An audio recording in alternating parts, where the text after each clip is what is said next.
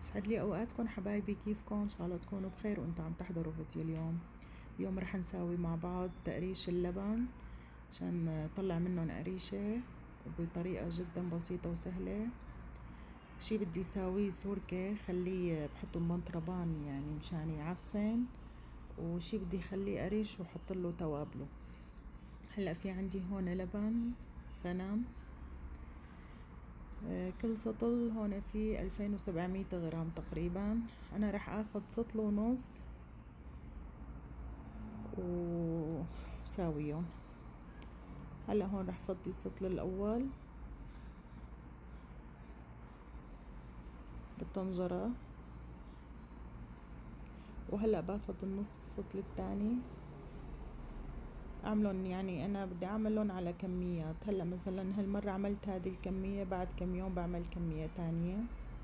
هلا في هون عندي تقريبا شي 5 معالق خل ابيض ومعلقتين كبار ملح صخري.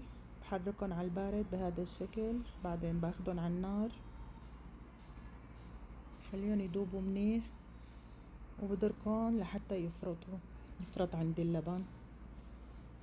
تفصل المي عن اللبن مثل ما نكون شايفين بهذا الشكل. هلا هيك تقريبا صاروا عندي جاهزين. هلا بتركن لحتى بردوا. هلا هون بعد ما بردوا عم فرجيكم القوام كيف طلع عندي. فصلت المي عن اللبن. هلا هون في عندي مصفاية وفي عندي كيس نظيف خصوصي لتصفاية اللبن، فضيتهم وهلا بدي ربطهم منيح، وبدي اياهم اتركهم تقريبا ليلة كاملة لحتى يصفوا معي. شايفين بهذا الشكل.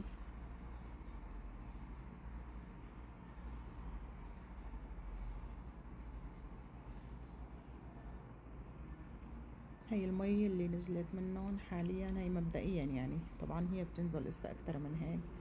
هلا بدي اكبسهم بهذه الطريقة، بتركهم ليلة كاملة بصيروا عندي جاهزين.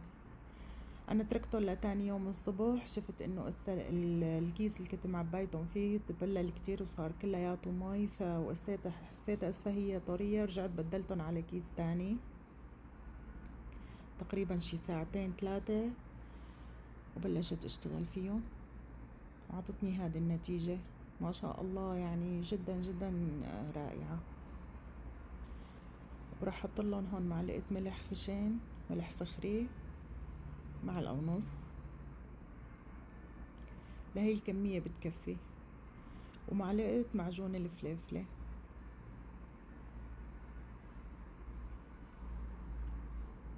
هلا هذه خلطتي انا، يعني بالطريقة اللي انا بحبها، بالمكونات اللي انا بحبها. هلا انا حطيت معلقة ونص تقريبا كمون ناعم، ونص معلقة كزبرة، يعني بالنظر انا ما كتير بعير. حطيت هون تقريبا المعلقة الكبيرة مليانة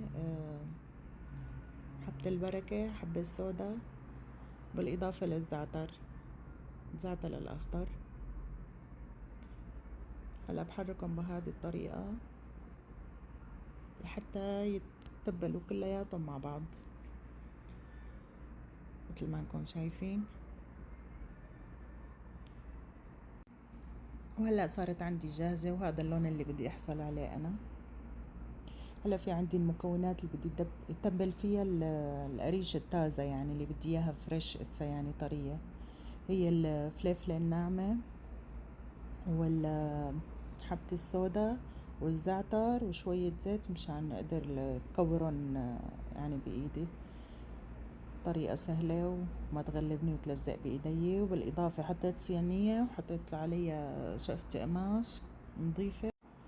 هلا انا هون عم بلش بالاقراص اللي بدي ضبها بالمطربان بعد ما تتنشف تمام. بدها تقريبا شي اسبوع، وهي بالحالة عادية ممكن تاكل 40 يوم، بس بما انه الجو عنا هون بالسعودية شوب والشمس حارة كتير ومكيفات، فما بتاخد هذا الوقت كلياته، مجرد اسبوعين وخلص يعني بتنضب. هلا فرجيكم باخر الفيديو كيف ضبيتهم. انا جمعتهم كلياتهم مع بعض بفيديو واحد.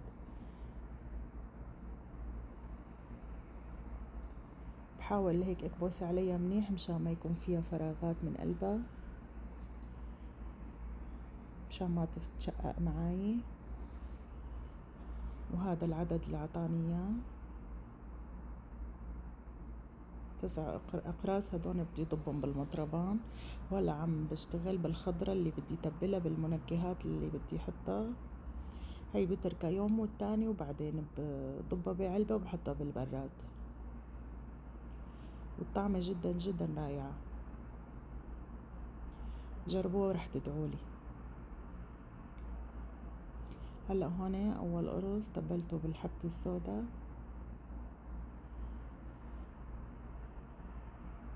بحاول اني كمان ما كبرون كتير، يكونوا يعني بحيث انه اصغر من اللي عملتهم للضب، لانه رح يكشوا هدوك اللي نشفتهم.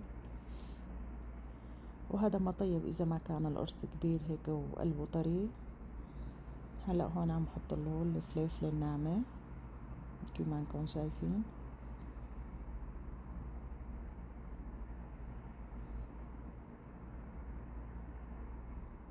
عن جد والطعمة طلعت جدا جدا رائعة، يعني مثل الجاهزة وأكتر. يعني على القليلة بتعرف شو عم تاكل. أحيانا بنجيب الجاهزة عم بتكون مرة وطعمتها أبدا ما ظريفة. هلا هون هذا القرص حبيت لكم بالزعتر الأخضر مثل ما انكم شايفين. تعملوا 3 مكونات. هلا هون اليوم الثاني المسوية صارت عندي جاهزة وناشفة.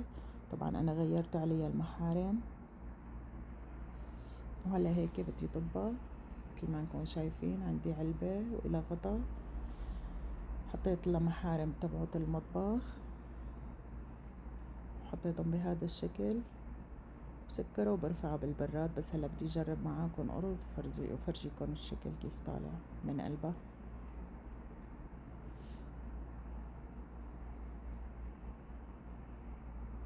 شايفين طراوطة؟ هيك بدي اياها تكون.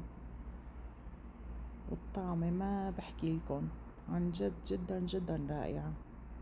مع الزيت وكاسة الشاي.